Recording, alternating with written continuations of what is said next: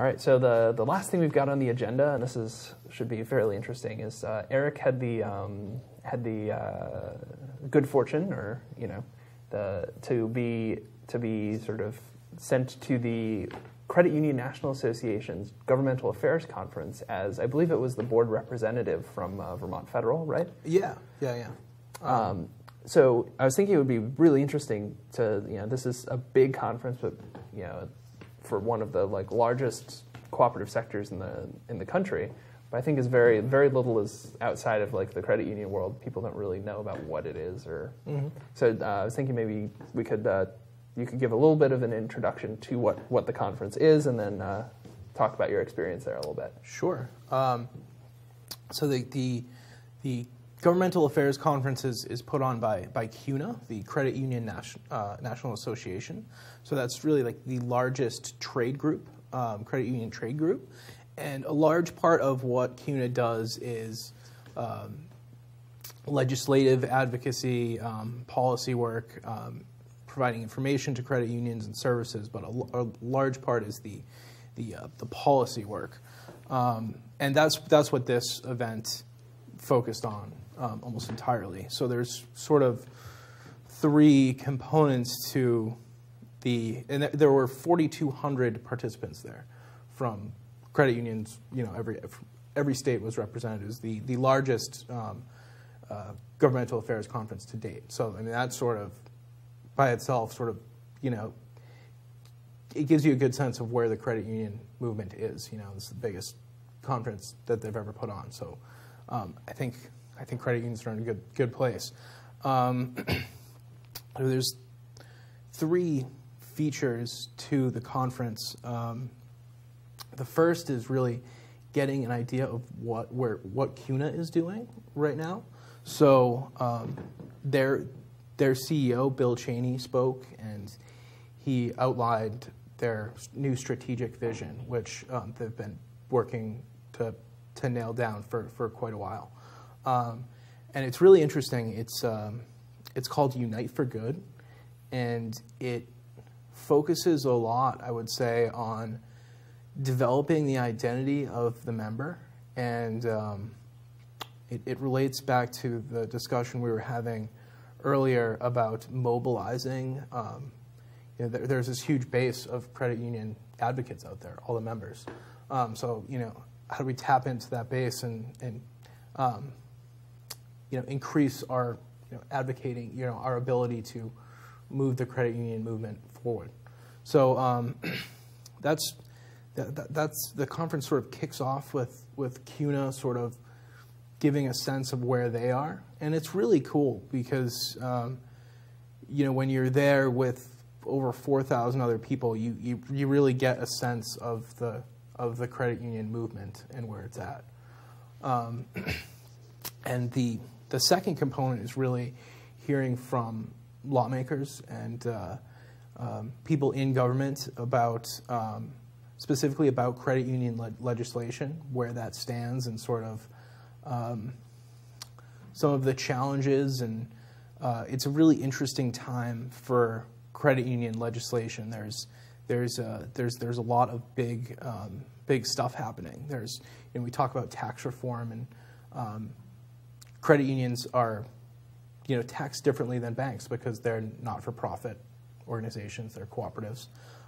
So there's advocacy that needs to be done when tax policy is hot. And there's also, for Vermont, there's the member business lending is a big thing for Vermont, where right now consumers have the ability to borrow from a credit union or borrow from a bank, and that creates competition in the marketplace. So that benefits everyone. And credit unions are sort of arbitrarily capped at how much of their assets they can make in business loans. And it's currently what, 12.25%, I think? 12.25%. And a lot of Vermont credit unions are sort of getting close to that number. Mm. So at that point, consumers lose a choice in the marketplace. So that's important to ensure that there's as much choice out there as possible. So hearing from actually people involved in credit union legislation is a huge part, and then thirdly is actually going to meet with your representatives and getting to really advocate for what's in the best interest of the members. Mm-hmm. So the Vermont contingent did this as a group. So there are representatives from many Vermont credit unions, and there were probably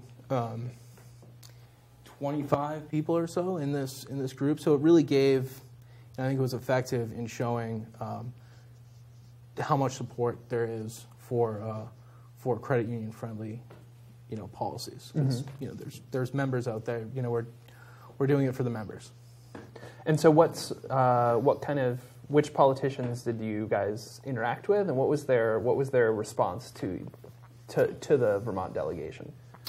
Well, I guess I should say that these are just my personal impressions, and they don't represent any sort of official organization or anything like that. But so the Vermont contingent met with our Representative Peter Welch and both senators, Bernie Sanders and Pat Leahy. And the response was quite, they seemed to be, I think to a varying degree recognize that tapping back into this this member sort of advocacy piece, that where they're just trying to represent a much larger contingent back in Vermont. And I think that that they were very open to hearing how they could help Vermonters. And so was, in terms of the issues that were at hand, like the member business lending and the taxation issues, were they all pretty much on the side of credit unions? Was there any sort of equivocating on their parts, or? There was some equivocating, just with, but I think they were all open to hearing how. Some just strongly supported the member business lending, and that's the main piece of legislation sort of relevant to Vermont credit unions at the moment. Mm-hmm. So I'd say Bernie Sanders was overwhelmingly supportive of that legislation, and he had just gotten off the floor making a speech slamming Jack Lew and big Wall Street banks. So. He seems pretty solid there, mm-hmm. In democratic financial institutions. Right. How about Leahy and Welch? Pat Leahy was also very supportive, and Peter Welch was open to the idea. I think he needs to hear more about how member business lending benefits Vermonters. Mm-hmm. And so where does that, after the conference, has there been an impact? Is there any sense of that, if that's going to be be moving forward, or? Well, it's interesting. I think this conference does really it does make an impact. So while we were meeting with our representatives, all of these people from other states were meeting with their representatives as well. And there's one piece of legislation that I would say is not very controversial. It's designed to reduce the amount of privacy notices that go out. Basically, a credit union wouldn't have to send out a privacy notice if there wasn't a change. So people only get sent a privacy notice when there's some sort of change. And that's sort of started to move very quickly. And member business lending and supplemental forms of capital have been introduced in the House, but they haven't made their way to the Senate yet. And so, in addition to the kind of lobbying for this stuff, like as we saw that picture a moment ago of you in Pat Leahy's office with a whole crew of other Vermonters, right? What other things kind of well, I guess there are two questions. First is kind of what was your sense of the sort of Vermont contingent in general? Did you spend a lot of time with them, or was it something where you guys met up for one or two things and then kind of all went your separate ways to other various sessions at the conference? It was a mix, but we all stayed in the same place. So there was sort of we'd talk about our impressions, you know, of the conference that day, you know, in the evening, and that was another interesting, you know. The Vermont credit unions did a lot of stuff together, so you could pick up on the camaraderie of, you know, even though we're competing in a marketplace, you know, the cooperative sort of spirit was definitely palpable. Mm-hmm. And sort of on that same cooperative spirit, I think the thing that kind of caught my interest the most, you actually sent that photograph of the program from one of the sessions you went to, which was about credit unions interacting with other cooperative sectors of the cooperative movement. Do you have? There's the program for it. The CUNA Cooperative Alliance Committee. I like that. Mm-hmm. What was that about, and what kind of was the you know who was putting that on, who was there and listening, and what was the sort of the takeaway? Yeah, that was a really exciting event. So the CUNA Cooperative Alliance Committee, you know, was formed to look at ways in which credit unions could better cooperate with other cooperatives, promote cross-sector cooperation. And obviously, as a co-host of Cooperative Vermont, that's something I'm very interested in.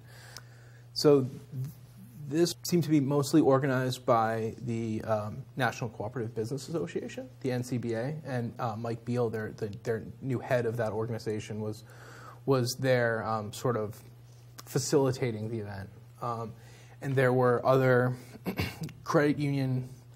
There was another panelist was a credit union CEO who was also a board member of her food co-op. So, you know, people that had really sort of been intimately involved in, you know, facilitating these connections between cooperatives. So it was really interesting. And some of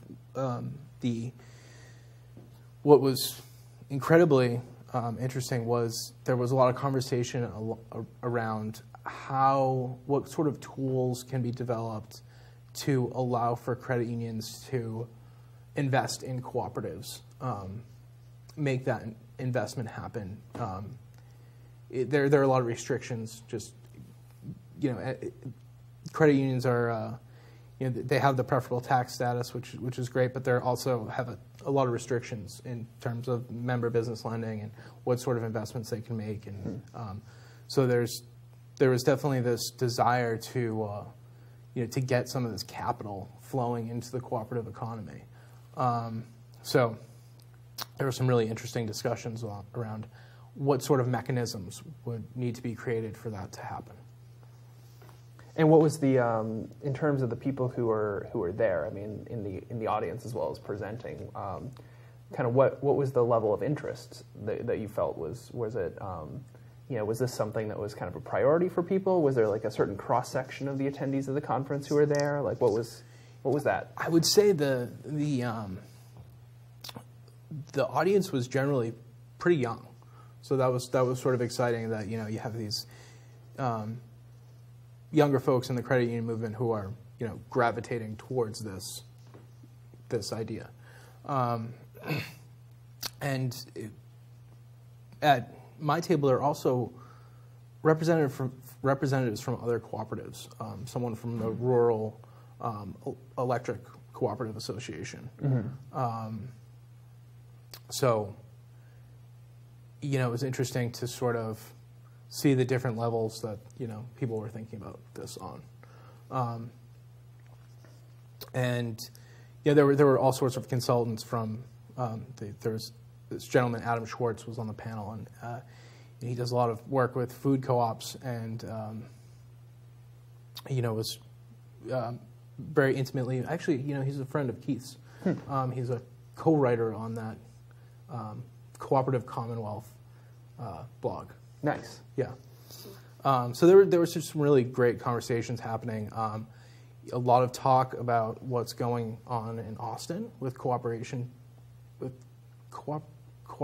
Texas, right? Mm-hmm. And they just had a really cool cooperative summit.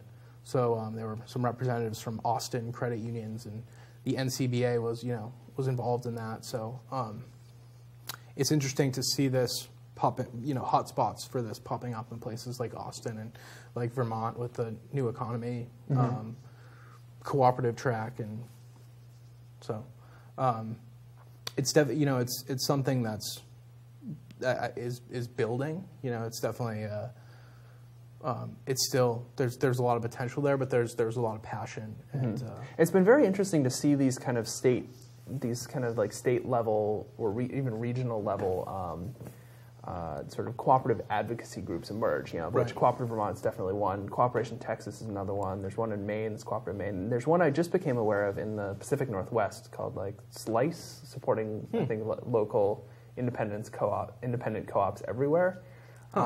Interesting. And it just seems like they're kind of these things that aren't, that are maybe only kind of like merging from the fringes of the sort of institutional cooperative movement, but are kind of, there's a definite impulse for them, and it's not just one place or another, but there's just kind of blooming all over the place, so to speak. So it's interesting to think about that kind of being part of the conversation, like within the credit union movement. So, in terms of the hiking the hill thing, or the lobbying that you guys were doing, there's certainly, do you think that there's a chance that some of those, that removing those barriers to cooperation, and particularly funding cooperation between credit unions and other co-ops, will be kind of coming onto the agenda of the credit union movement as one of its kind of political goals? I'm not sure. I mean, that financing piece hasn't gotten to that level yet. But Bill Cheney spoke about cooperation amongst cooperatives, several times. So,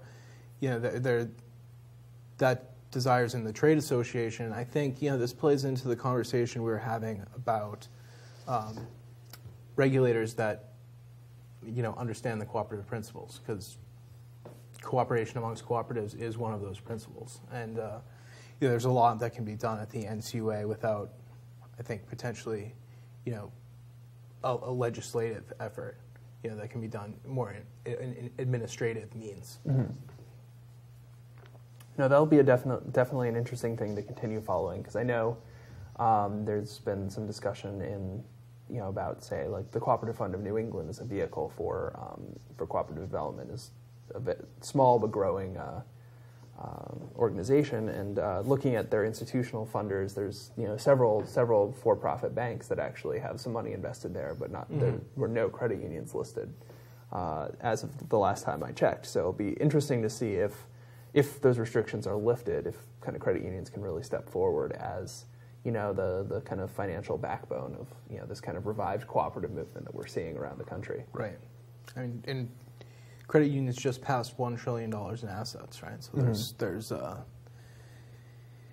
there's a lot of potential. There's a lot of capital out there. Absolutely. I mean, it's one of those things where it's there, and it's kind of, as Roy Bergengren said, back in the 1940s, he really saw credit unions as one spoke in the great wheel of cooperation. So it will be, the sort of the push for credit unions to really embrace that cooperative identity is something that I think we're both very much in favor of, and I think it's a growing trend across the country. Right. But now, any other kind of final reflections on the experience of going down there, just on a personal level?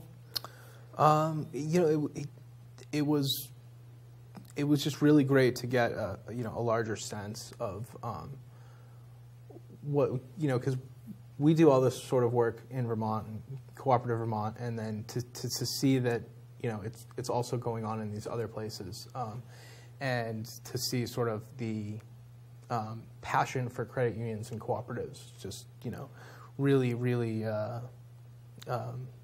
feel good feeling.